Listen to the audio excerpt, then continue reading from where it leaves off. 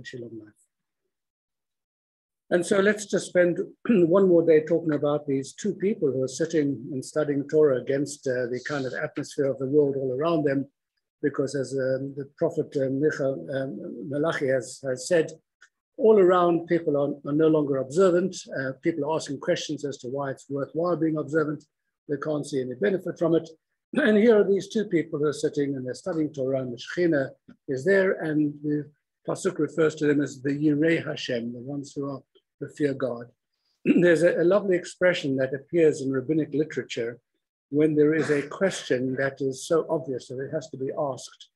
And the expression is Makshin ha'olam, the world asks. If you take this literally, you have to ask which world are we talking about? Where do you hear these questions being asked in the world? If you go to the world of business, you won't hear these questions being asked. You go to the world of sport, you won't hear these questions being asked. You go to social gatherings, you won't hear, what is this, these questions that are being asked? The whole world is asking these questions. Of course, it's referring to a very special kind of world. It's the world that we create for ourselves in the world of observance and of committedness, a world in which there's Torah. And in that world, the world of the Yirei Hashem, the questions, the big questions of life are still being asked. And the superficiality of life that expresses itself in so many other contexts never really gets to consider the big questions of life. Why are we here? What is our purpose? What is it that this Torah wants to offer to us, etc.?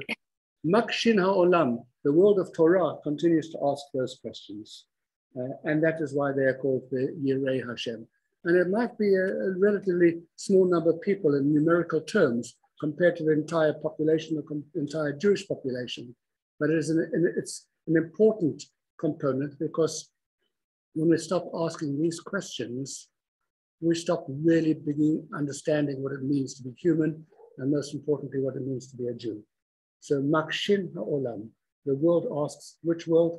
Our world, the world of Torah, the world of community, the world of synagogue, the world of learning. That's where the questions continue to be asked. And with that, we conclude this particular Mishnah. And please God, tomorrow we will begin with Mishnah 4 in the third parak, and the beautiful words of Rabbi Shimon Bar Yochai, and some biographic notes about this extraordinary man.